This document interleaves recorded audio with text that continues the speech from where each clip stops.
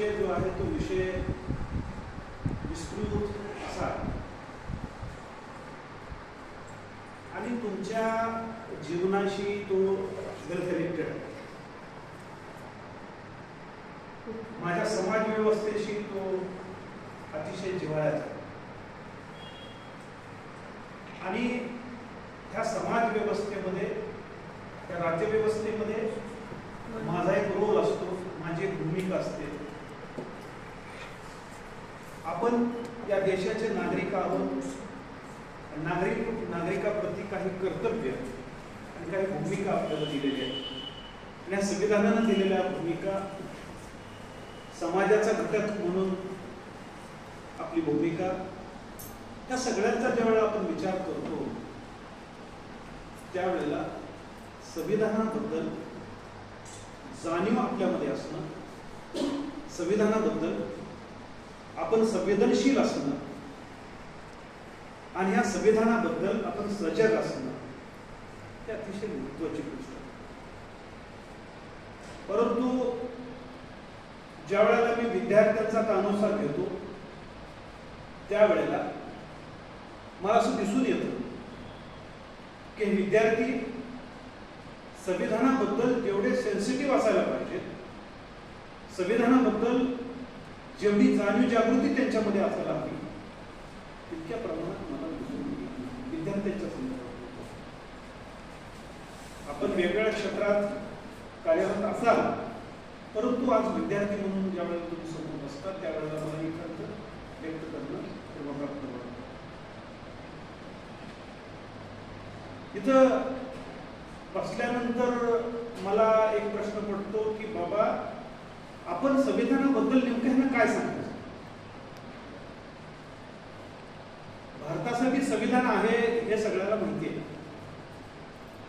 संविधान हा देशाचा मूलभूत कायदा आहे हे सर्वांना माहिती आहे.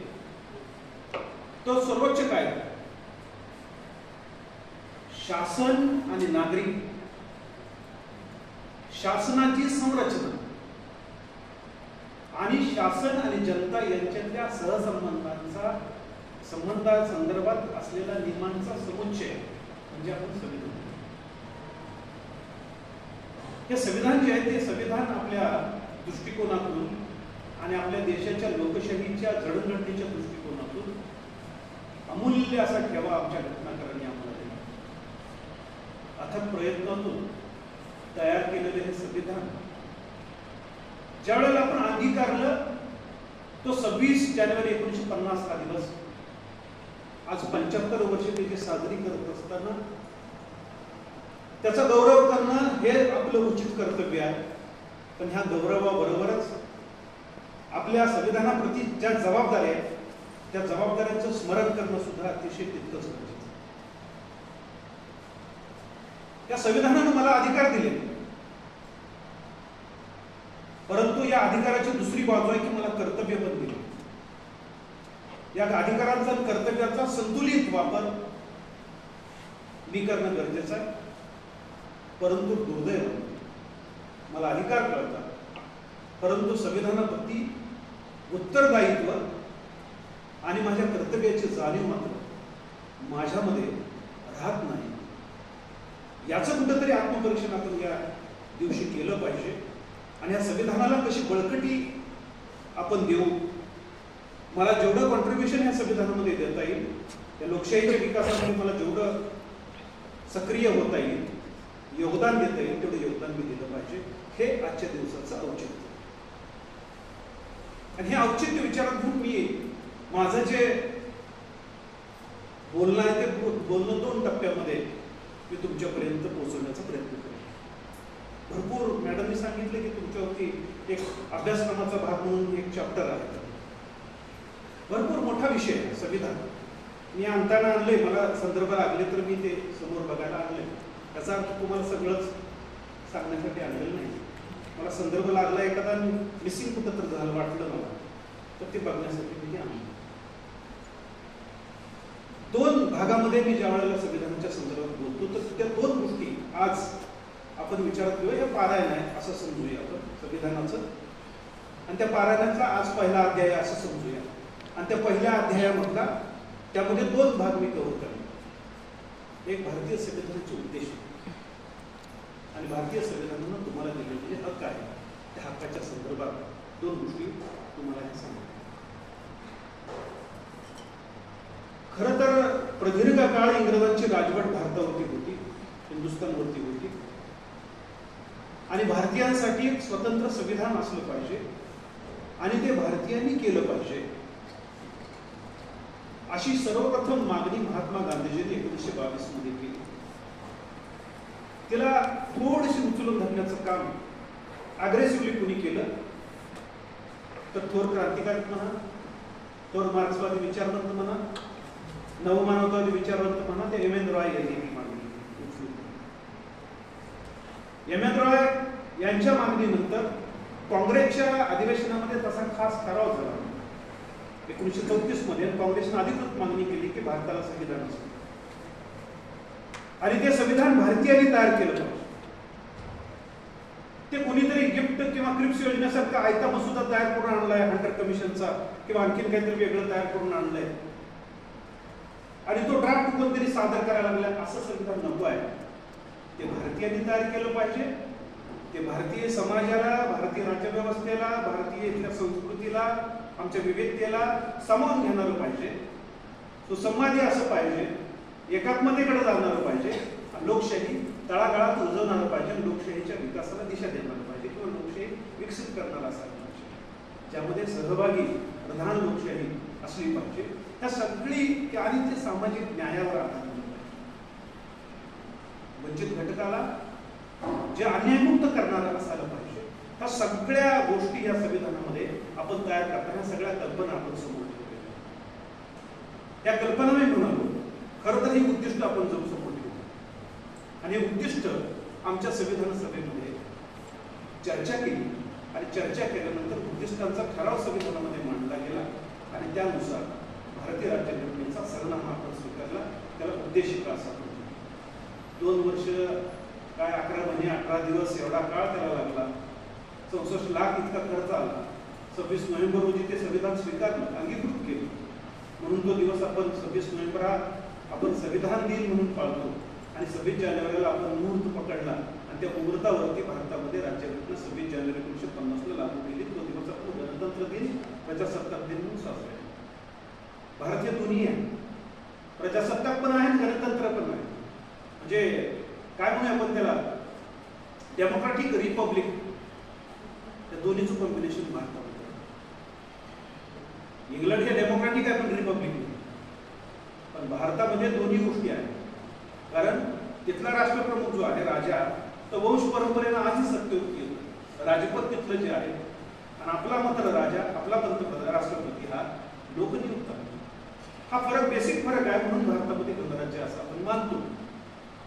आता बघा, संविधानकर्त्यांनी डॉक्टर बाबासाहेब आंबेडकर असतील किंवा आणखीन वेगवेगळ्या महिला आमच्या भगिनी असतील, थोर देशभक्त असतील, सगळ्या क्षेत्रातले वेगवेगळे नामवंत असतील, ह्या नामवंतांनी मोठं कॉन्ट्रिब्युशन या संविधान निर्मितीमध्ये दिलेलं आहे आणि अतिशय व्यापक चर्चा करून, विचारविनिमय करून आणि लोकशाही पद्धतीनं ठराव मंजूर करून हे संविधान पारित केलेलं आपल्याला दिसतं. आणि संविधानाच्या उद्देशिकेची योजना करतात. सुरुवात कशी केली आहे? सुरुवात आम्ही भारताचे लोक, असे शब्द बरं, आम्ही भारताचे लोक. आणि पालखीवाल्यांनी पुस्तक केले विविध, आम्ही भारताचे लोक. म्हणजे भारताचं संविधान हे काय गॉड गिफ्ट नाही, हे काय कुणी आयतं रेडीमेड तयार करून दिले. आमच्या घटनाकारांनी तयार केले, पुस्तकातून तयार केले, चर्चा करून आणि थोड्या वर्ष कठीण परिश्रम घेऊन हे तयार केलेलं संविधान आहे. ते आमचं आहे. ओरिजिन कोणाचं आहे? Indian peoples. भले आमच्या राज्यघटनेमध्ये आम्ही डॉक्टर बाबासाहेब आंबेडकरांना राज्यघटनेचे शिल्पकार म्हणतो, पण ते शिल्प करत असताना त्यांनी जनतेच्या वतीने केले.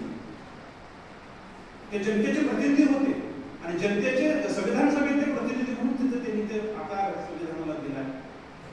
म्हणून आम्ही भारताचे लोकांनी संविधान तयार केलंय आणि त्याच शब्दामुळे वी बिकेम सॉव्हरेन.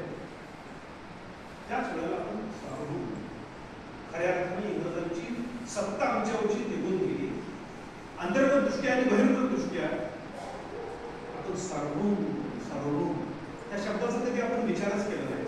सॉव्हरेंटीचा शब्द विचार आपण कधी केला नाही. आम्ही भारताचे लोक भारताचे सार्वभौम समाजवादी धर्मनिरपेक्ष प्रजासत्ताक गणराज्य निर्माण करण्याचे आणि त्याच्या सर्व नागरिकांस शब्द काय वापरलाय? जनतेच नाही, लोकांच नाही, सर्व नागरिकांस आणि कुछ नाही करू शकतो. न्याय आम्ही देण्याचा आम्ही मानतो. न्याय पहिलं तत्व काय? डॉक्टर बाबासाहेब आंबेडकरांनी आयुष्यभर जो लढा दिला तो सामाजिक न्यायाचा लढा. राजर्षी छत्रपती शाहू महाराजांनी लढा दिला तो सामाजिक न्यायाचा लढा. महात्मा फुलेंनी जो लढा दिला तो सामाजिक न्यायाचा लढा होता. आणि सामाजिक न्यायाचं, आर्थिक न्यायाचं, राजकीय न्यायाचं प्रतिबिंब आमच्या राज्यघटनेच्या उद्देशिकेमध्ये पहिल्यांदाच होतं. भारतातील सर्व नागरिकांना सामाजिक, आर्थिक आणि राजनैतिक न्याय, त्याचबरोबर विचार, अभिव्यक्ती, विचार, freedom of thought, freedom of expression शब्द आम्ही वेगवेगळे योजलेले लक्षात घ्या. म्हणजे भारतातील सर्व नागरिकांना सामाजिक, आर्थिक, राजकीय न्याय, विचार, अभिव्यक्ती, श्रद्धा, उपासना, विश्वास, फ्रीडम ऑफ थॉट हेही आमच्या राज्यघटनेला स्वातंत्र्य आहे. विचार, अभिव्यक्ती, श्रद्धा, उपासना यांचं स्वातंत्र्य आमच्या राज्यघटनेला येते. त्याचबरोबर सामाजिक, आर्थिक आणि राजकीय न्यायाबरोबर विचार, अभिव्यक्ती, श्रद्धा आणि उपासनेच्या स्वातंत्र्याबरोबर आम्हाला आमची राज्यघटना बंधुता सुद्धा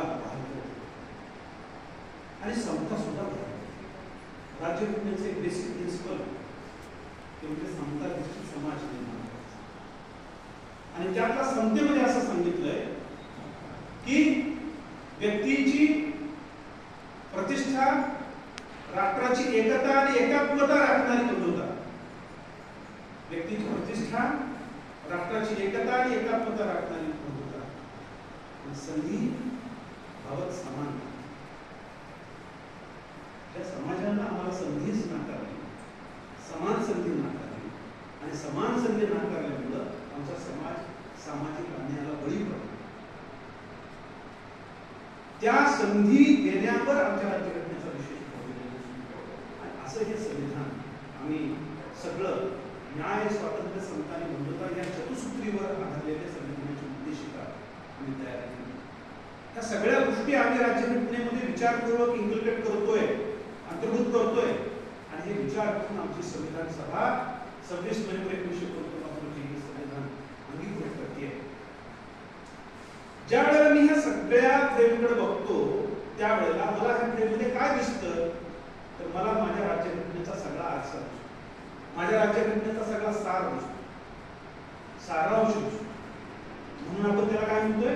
भारतीय राज्यघटनेची उद्देशिका म्हणतोय, भारतीय राज्यघटनेचा सरनामा म्हणतोय, मॅनिफेस्टो म्हणतो.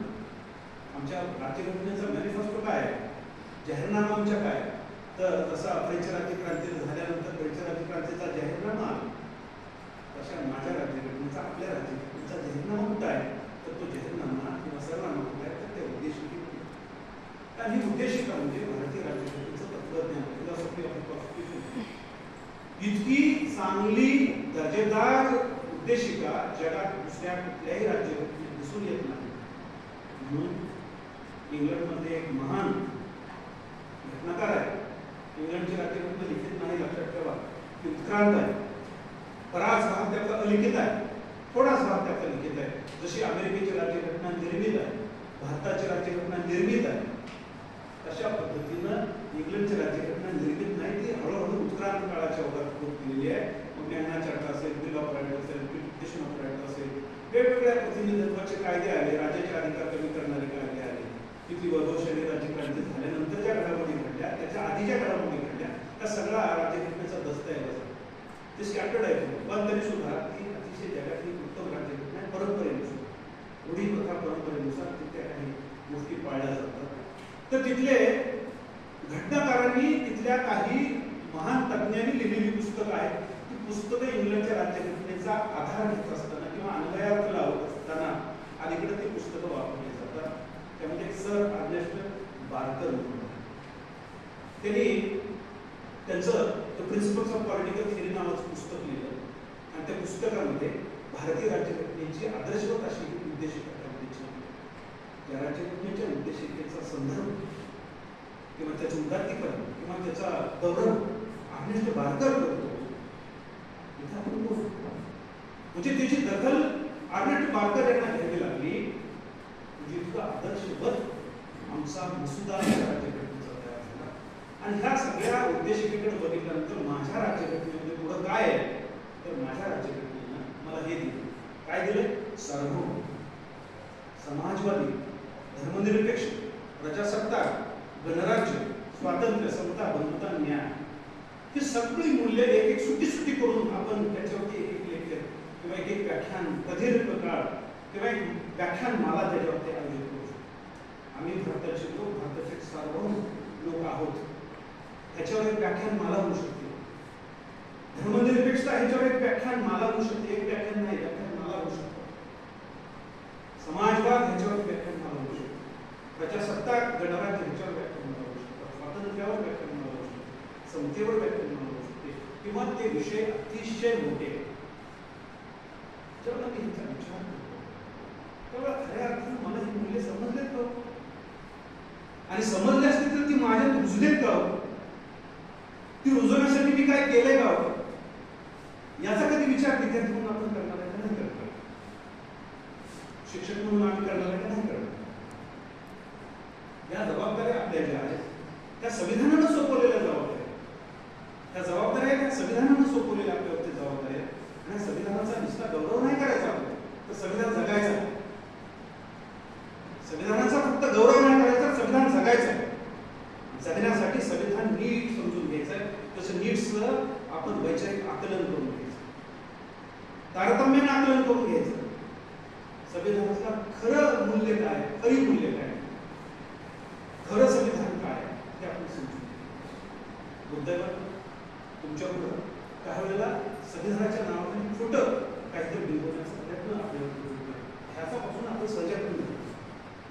ज्यावेळेला मी विचार करतो, सार्वभौमतेचा विचार करतो, समतेचा विचार करतो, न्यायाचा विचार करतो, त्यावेळेला खऱ्या अर्थाने न्याय प्रस्थापित झालाय का वाजून? भारतीय समाज अन्यायमुक्त झालाय का वाजून? स्त्री खऱ्या अर्थानं जोपडातून मुक्त झाले का वाजून? खऱ्या अर्थानं आमच्यातला जो वंचित घटक आहे तो वंचित घटक खऱ्या अर्थानं स्वायत्त आणि मुक्त झालाय का? जो फुलेंना, शाहूंना, आंबेडकरांना अभिप्रेत होतो तो असा झालाय का? ज्यावेळेला मी असं सगळं बघतो त्यावेळेला खऱ्या अर्थानं आपल्याला निश्चितपणानं आत्मपरिशोधन करायला लागतं. विद्यार्थी मित्रांनो, ज्यावेळेला मी संविधानाच्या मूल्याचा विचार करतो त्यावेळेला धर्मनिरपेक्षतेचं मूल्य मला आवर्जून सांगणं अतिशय गरजेचं आहे. एक आहे धार्मिकता, धार्मिक राष्ट्र असणं. एक दुसरं आहे निधर्मी राष्ट्र असणं. तिसरं आहे धर्मनिरपेक्ष असणं. आपण धार्मिकता आणि निधर्मीपणा यातला संयोग साधलाय आणि त्यामध्ये आपण धर्मनिरपेक्षतेचा मध्यम मार्ग आपण सुद्धा. खरं तर राज्यघटनेच्या उद्देशिकेमध्ये मूळ शब्द हा नव्हता, परंतु स्वर्गीय इंदिरा गांधी ज्या वेळेला होत्या देशाच्या पंतप्रधान त्यांनी घटनादुरुस्ती करून हे दोन शब्द समाजवादी आणि दोन धर्मनिरपेक्ष, सेक्युलर, धर्मातीत असा त्याचा दुसरा मराठी शब्द आहे, धर्मातीत हे शब्द आमच्या राज्यघटनेमध्ये आले. अतिशय विचार करू. आणि भारतीय संविधानाचा हा गाभा आहे, गाभा. भारतीय संविधानाचे तत्वज्ञान, उद्देशिका म्हणजे भारतीय तत्वज्ञान. आणि ह्या तत्वज्ञानाला, ह्या गाभ्याला हात लावायचा नाही असं आपल्याला केशवानंद भारती खटल्यामध्ये सुप्रीम कोर्टानं क्लॅरिफाय केलं. तुम्हाला राज्यघटनेमध्ये दुरुस्ती करता येईल, परंतु बेसिक स्ट्रक्चर, मूलभूत ढाच्याला तुम्हाला धक्का लावता येणार नाही. त्याची तलबी सरकारला दिली किंवा आमच्या कायदे मंडळाला दिली. संविधानाची मोडतोड करण्याची भाषा ज्यावेळेला आपल्या कानावरती येते त्यावेळेला माझं संविधान इतकं बळकट आहे की त्याला जराही धक्का लावण्याची ताकद या कोणत्याही व्यवस्थेमध्ये जगातला नाही, हे आपण ध्यानात घेऊ. कारण संविधानाची रचना करतानाच तशी करून घेऊ, संविधानाचं स्ट्रक्चर तसं करून घेऊ. हा म्हणलं तर संवेदनशील विषय आहे, परंतु हा विषय तुमच्यापर्यंत गेला पाहिजे आणि डोळसपणानं तुम्ही त्याच्याकडे.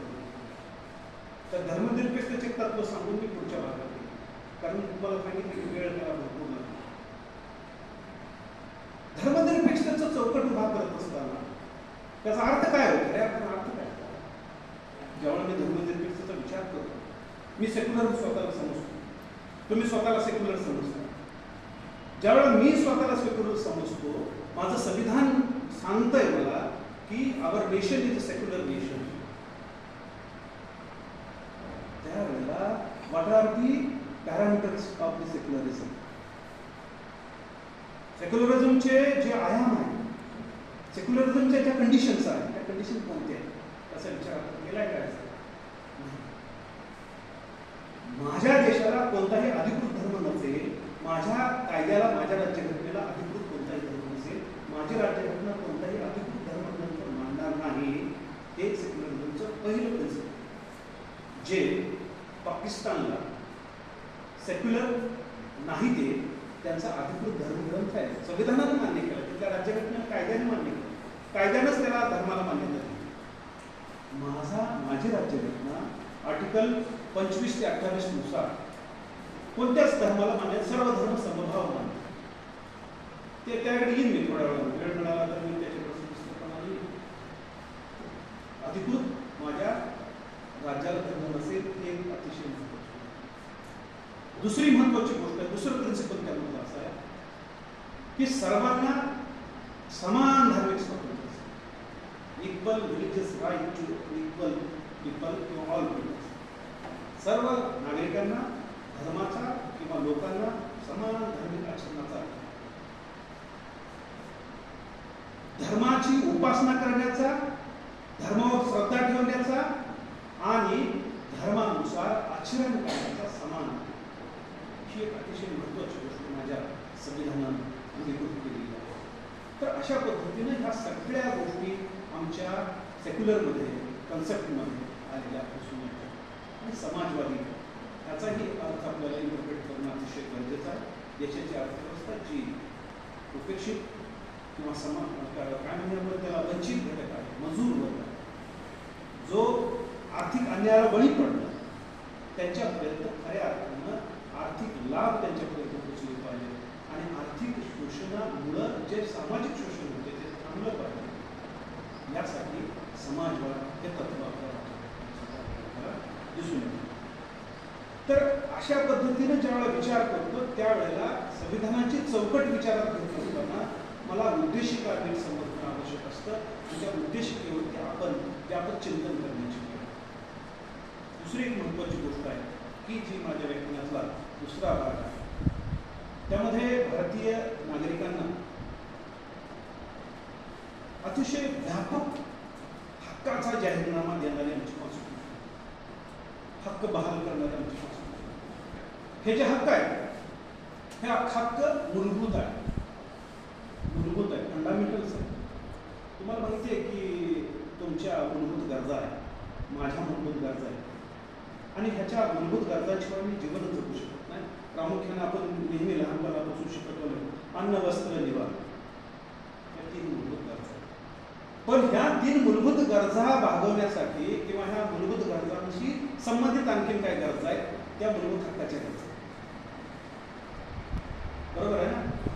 आणि तुमच्या नीड जे असतात, नीड, अमृत सेनी खूप भर दिला नीडवरती. तुझ्यात नीड तयार होईल अशा संबंधीची कपॅसिटी तुझ्यात तयार झाली. मला गरज आहे हे तर कळलं पाहिजे तुला, बरोबर आहे. मला ह्याची गरज आहे ह्याची तर जाणीव झाली पाहिजे. हे कधी कळेल तर तुझं शिक्षण झालं, तुला त्या संदर्भात अवेअरनेस तुझ्यात निर्माण झाला, तुमच्यात निर्माण झाला, तर हे सगळं शक्य आहे. म्हणून मला ह्याची गरज आहे हे जर कळत नसेल आपल्याला तर बाकी सगळं व्यर्थ आहे, बाकी सगळं व्यर्थ आहे. त्यामुळं मला मूलभूत हक्काची गरज आहे हे आपल्याला लोकमान्य टिळकांना जाऊन विचारा, किती मूलभूत हक्काची गरज होती. महात्मा गांधीजीला विचारा, तुम्हाला किती मूलभूत हक्काची गरज होती. विनाकारण हो, गांधीजींनी कधी कुणाचं पाप केलं नाही, कधी कुणाला दुखवलेलं नाही, तरी सुद्धा गांधीजींना तुरुंगामध्ये अनेक वेळा टाकले गेलं. इव्हन आगा खान पॅलेसमध्ये पुण्यामध्ये डांबून केलं. काय केलं गांधीजींनी सांग. जालियनवाला बाग हत्याकांड घडवून आलं, तिथं काय केलं गांधीजी? काय केलं तर सगळे लोक असे शांत बसले होते. गांधीजी अशी मांडी घालून पच्च्या घेऊन अतिशय शांतपणानं भाषण देत. सभा बोलवली होती गांधीजी, बरोबर आहे. कुणाच्या हातात शस्त्र नव्हतं आणि गांधीजी सगळं बोलत होते ते अहिंसक प्रतिकाराची भाषा बोलत, नॉन व्हायलन्स रेजिस्टन्सची भाषा बोलत. एवढं सुरू असताना जनरल डायरसारखा अप्रूव्ह करणारा विद्रूप बुद्धीनं, विक्षिप्त बुद्धीनं त्याला येऊन त्या काळात हे सभेचं स्वातंत्र्य आम्हाला आमच्या होतं का इंग्रज असताना? हे आमचे राज्यघटना 19व्या कलमाच्या माध्यमातून शस्त्राशिवाय शांततेनं एकत्र बोलण्याचं किंवा बैठक घेण्याचं किंवा सभा घेण्याचं स्वातंत्र्य तुम्हाला देतं.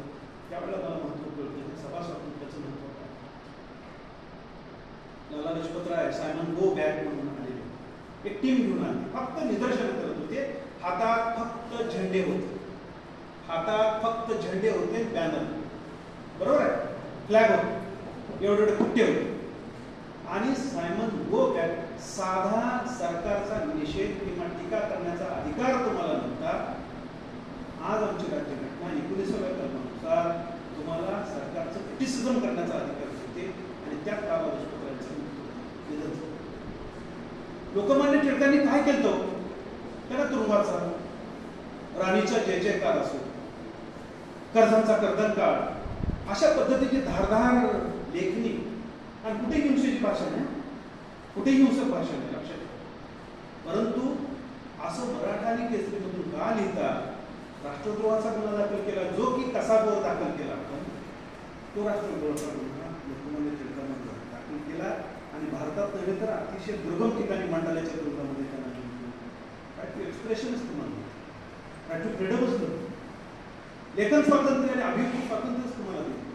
ही राज्यघटना आम्हाला 1970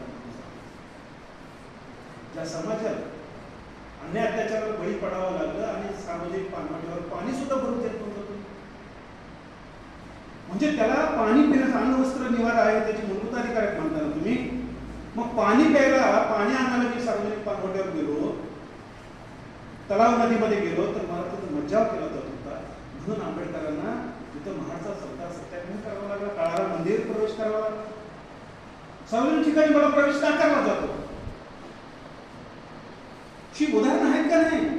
काही आम्हाला त्रास दिलेली आहे, काही आम्हाला दुसऱ्याने त्रास दिलेली आहे आणि आमचं शोषण झालं. त्रास घेऊन शोषण करतो, सामाजिक शोषण, आर्थिक शोषण, धार्मिक शोषण,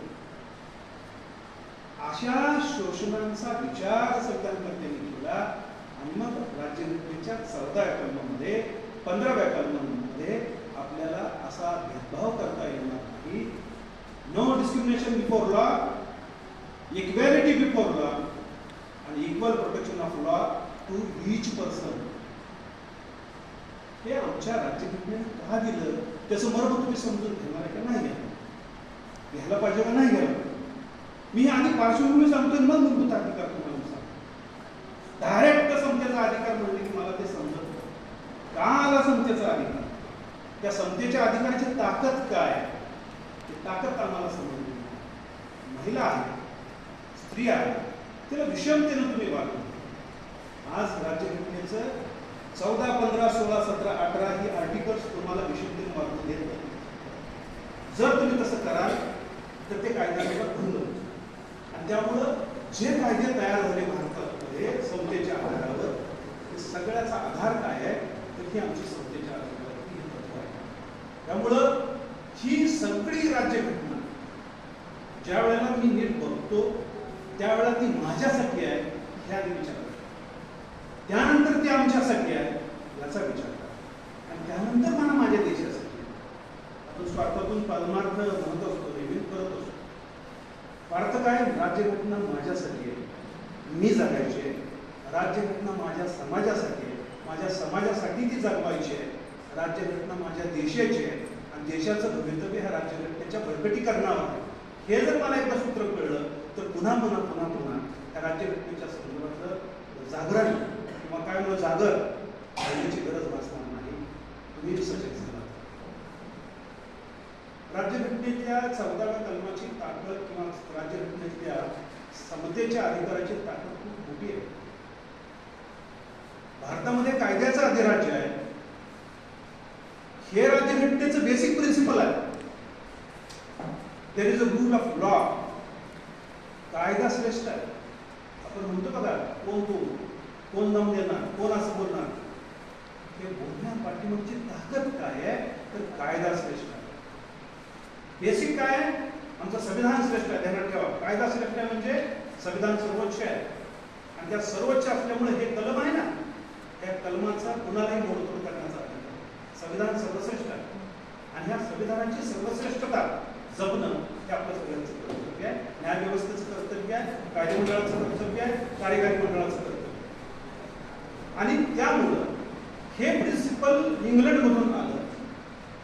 कायद्याचं अधिराज्य हे जे प्रिन्सिपल आहे, हे तत्व जे आहे, ते तत्व इंग्लंडनं आपल्याला घालून दिलं आणि ते आपण पाळतोय. आणि त्यामुळं आम्हाला कायद्यापुढे समानता, कायद्याचं समान संरक्षण आणि कायद्यापुढे भेदभाव केला जाणार नाही, या 3 गोष्टींची गॅरंटी मला पाहिजे. याशिवाय हा कायदा एकीकडे समता बहाल करत असताना दुसरीकडं बचावात्मक भेदभावाचं तत्व सुद्धा स्वीकारताना दिसतो. त्याला प्रोटेक्टिव्ह डिस्क्रिमिनेशन त्याला म्हणतात. प्रोटेक्टिव्ह डिस्क्रिमिनेशन त्याच्या संदर्भात एक तुम्हाला उदाहरण मला सांगणं अतिशय औचित्याचं वाटतं. एका शेळीला 3 कोकरं आहेत आणि होतात आपल्याला माहिती आहे. त्यावेळेला जन्मताच ते काय झालं, विकलांग जन्म. 1, 2 मात्र तगडी जन्म. आपल्याला माहिती, लहान कोकर असल्यानंतर आई कुठं ठेवते ती, तर ती झापाखाली झाकून ठेवते. ती लहान होती ना, झाप होता ना आपल्याला, झापाखाली ठेवण्याची पद्धत. सकाळी ते शेळीलाही कुठं कोंडून ठेवलं असतं, लांडग्याचं याचं भीती असल्यामुळे त्याला सोडलं आणि आणलं पाहिजे शेळीला पाहिजे. आणि त्या आतून कोकरं ओरडायला, तिघंच्या तिघं ओरडायला. आई काय करेल, काय करेल, तिघंच्या तिघं ओरडायला लागलं आतून. त्याला भूक लागली, काय करेल आई?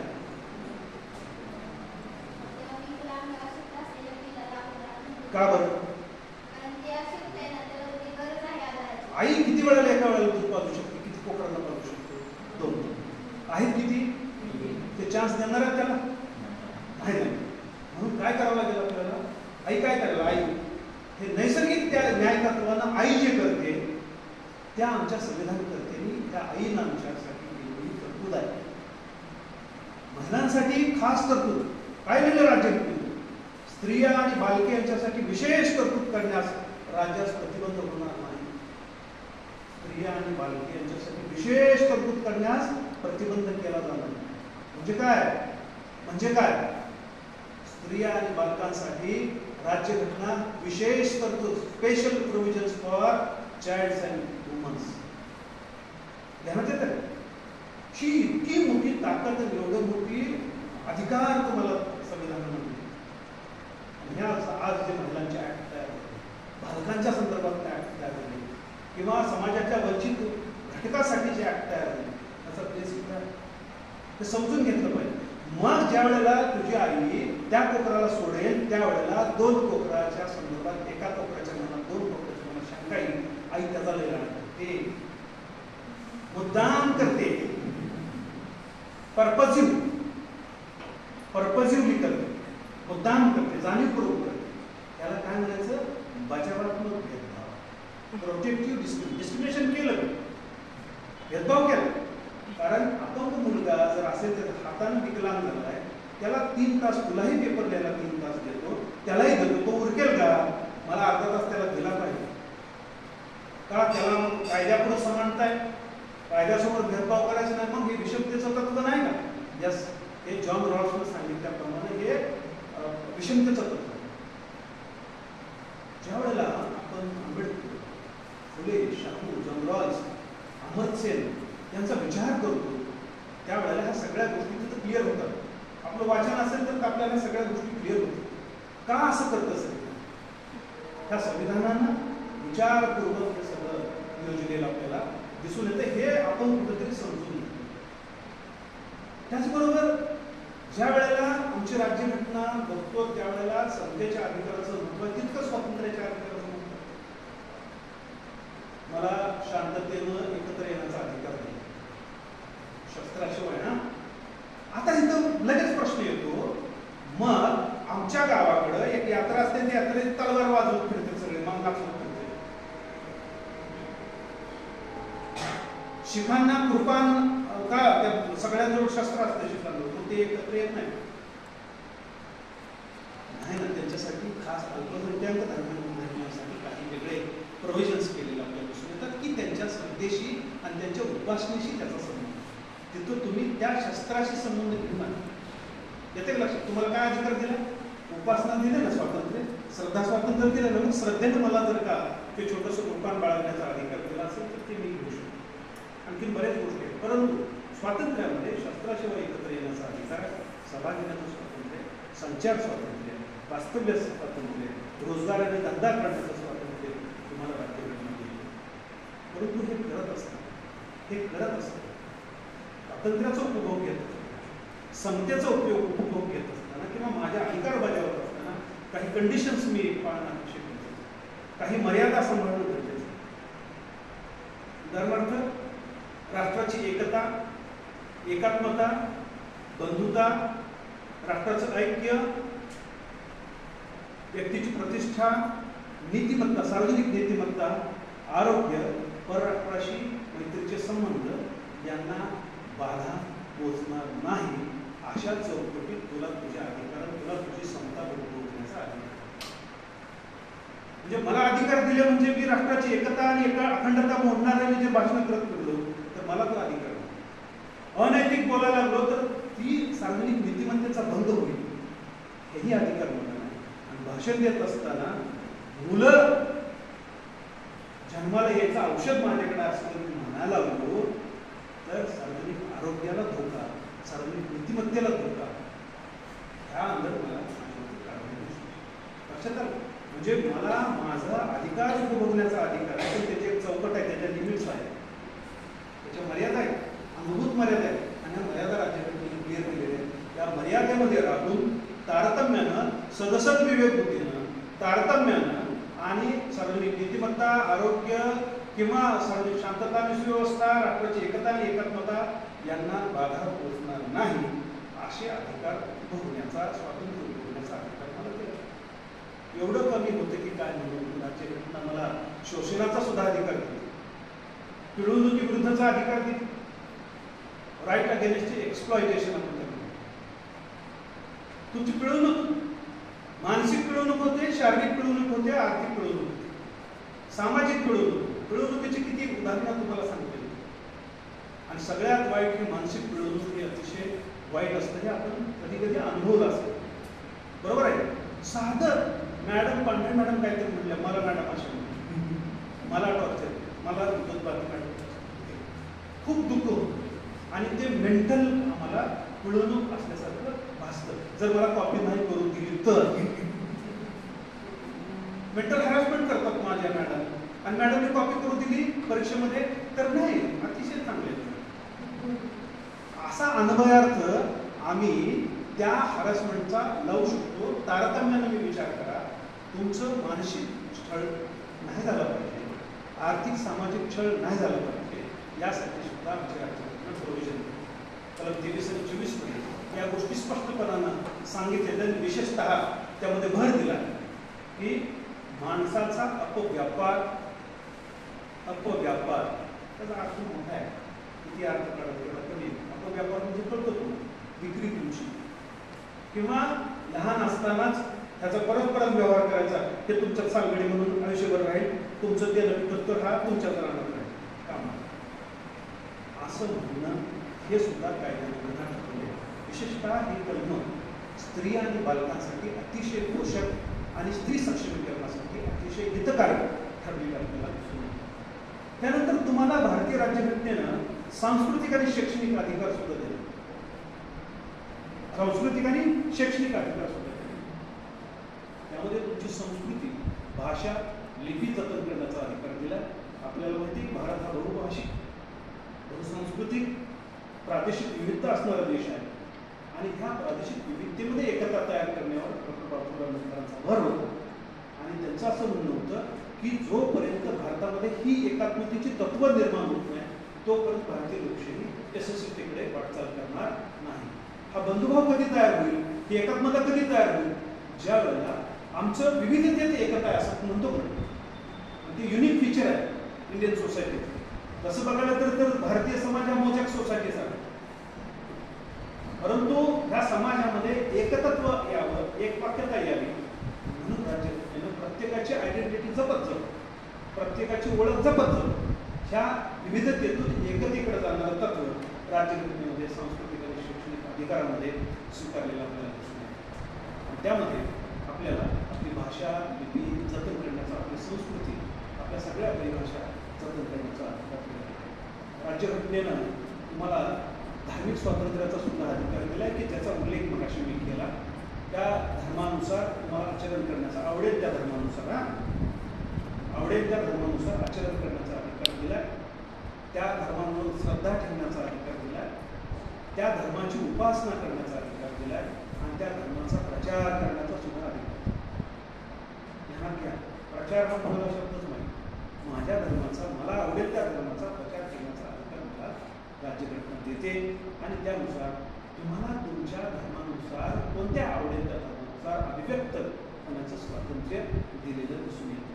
आणि शेवटी आमच्या राज्यघटनेमध्ये 29 आणि 30 मध्ये दिलेला जो संपत्तीचा अधिकार होता तो संपत्तीचा अधिकार समाजवादी तत्वाला आड यायला लागला. संपत्ती राष्ट्राच्या मालकीची करताना अडचणी यायला लागल्या म्हणून ते इंदिरा गांधींच्या काळामध्ये संपत्तीचा अधिकार राज्यघटनेच्या मूलभूत हक्काच्या प्रकरणातून निश्चित करण्यात आला. तो घटनात्मक अधिकार सारा ठेवण्यात आला. तो मूलभूत हक्काच्या प्रकरणातून तो कट केलेला आहे, तिकडे लक्षात आलं. आणि सगळ्यात शेवटी आमच्या राज्यघटनेची ताकद काय आहे तर घटनात्मक उपाययोजनेचा अधिकार आमच्या राज्यघटना. आंबेडकरांनी ह्याच्या संदर्भात एक मार्मिक विधान केलं.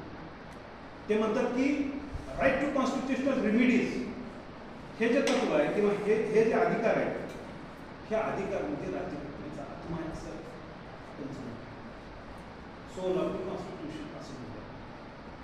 म्हणजे हे जर का काढलं मूलभूत हक्काच्या चॅप्टरमधनं तर नख्या आणि दात काढलेला वाघ आहे. कळलं? नुसता फक्त दहशतीला मूलभूत हक्काचं सगळं सुरक्षा कवच कुठं आहे? सगळं मूलभूत हक्काचं सुरक्षा कवच हे घटनात्मक उपाययोजनेचे अधिकार. मग त्यामध्ये तुम्हाला परमादेश मंडॅमस हा अधिकार दिला, प्रोहिबिशन हा अधिकार दिला, प्रतिषेधचा अधिकार दिला, उत्प्रेषण लेट सत्तेवर हा एक अधिकार दिलेला आहे, बंदी प्रत्यक्षकरण हा एक अधिकार दिला. हे सगळे अधिकार आपल्याला सगळ्या वेळेचे बंधन बघून मला सगळं क्लॅरिफाय करणं अतिशय कठीण आहे. त्यातला त्यात एक अधिकार तुम्हाला मी सांगतो आणि थांबतो, त्यामधला बंदी प्रत्यक्ष.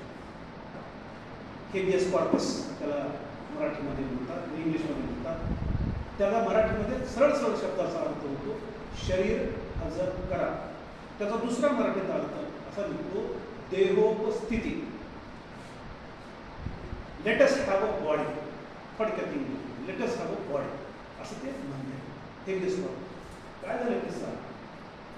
हेबियस कॉर्पस काय सांगते की कोणत्याही व्यक्तीला विनाकारण तुरुंगामध्ये किंवा बांधून किंवा कैद किंवा स्थानबद्ध करायचं. स्थानबद्ध म्हणजे तुरुंगात नाही, इथं पण करू शकता तुम्ही. मला स्थानबद्ध लक्षात आलं तुमच्या. किंवा तुम्ही आजी आहे घरात त्रास देते सगळ्यांना, म्हातारा आहे म्हणून त्रास देते सगळ्यांना, म्हणून त्याला काय करता स्थानबद्ध करून कुलूप लावून बसा. ताट ढकलून द्यायचं, आत पाण्याची त्याची सोय बाथरूमची सोय आतच केली आहे, तिथून आत त्याचं दरवाजा बाहेरच द्यायचं. तर तो बेड आहे, अमुक आहे, तमुक आहे, कुठलंही कारण नाही स्थानबद्ध करून ठेवणं म्हणजे फक्त ते पोलीसच करतात असं नाही. स्थानबद्ध घरात पण आपल्याला करून ठेवलं जातं, मुलीला पण घरामध्ये स्थानबद्ध करून ठेवलं जातं. तर ती प्रकार वेगळा, त्याला आपण स्थानबद्धता असं म्हणत नाही.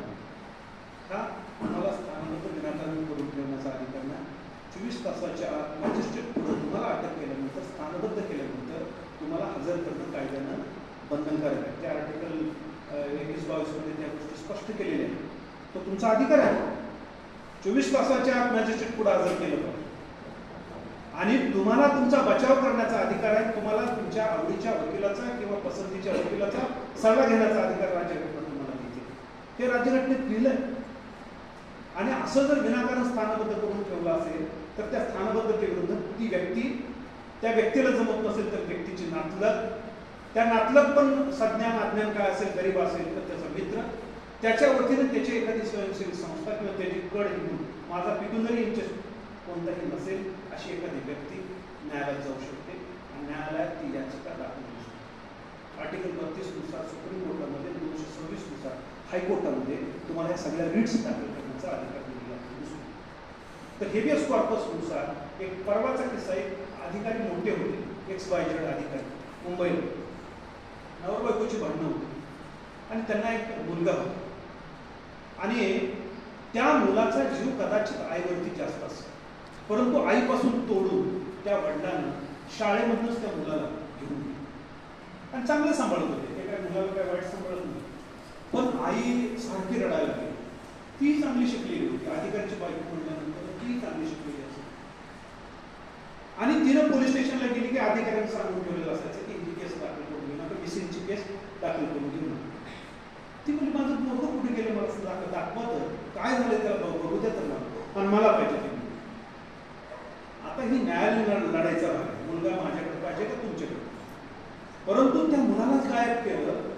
परिणाम असा झाला की हायकोर्टानं पोलीस स्टेशनला सांगितलं की तुम्ही त्या मुलाला हजर करा. हेबियस कॉर्पस नुसार पोलिसांनी हजर केलं नाही, दखल घेतली नाही. हायकोर्टानं राज्याच्या पोलीस महासंचालकाला नोटीस काढली, समन्स काढलं, तुम्ही या. राज्याच्या पोलीस महासंचालक म्हणजे एका लहान मुलाच्या हक्कासाठी सुद्धा आपल्याला किती सजग आहे हे आपण त्या माध्यमातून बघू शकतो. तरी संविधानाची ताकद. त्यामुळं आपण ज्या वेळेला अशा संविधानाचे उत्सव साजरे करतो, त्या उत्सवामध्ये ह्या संविधानाप्रती सजग राहणं, ते संविधान आत्मसात करून ते माझा आहे म्हणून त्याच्याबद्दल आणि त्याच्यावरती आदर, त्याच्याबद्दल नितांत आदर, निष्ठा, आदरच फक्त नाही, त्याच्याबद्दल कमालीची निष्ठा आमच्या मनामध्ये निर्माण होणं आणि त्याच्याप्रती उत्तरदायी राहणं हे अतिशय गरजेचं असतं. आणि त्याचाच एक भाग म्हणून तुम्हाला थोडंसं सजग करण्याचा भाग म्हणून मला इथं व्यक्त होण्याची संधी आपण दिली. भरपूर होतो मी अनुभव बघितलं पण माहिती नाही. जर असतं तर आपलं भरपूर वेळ चालला असतो. आपण सगळ्यांनी ऐकून घेतलं मला आणि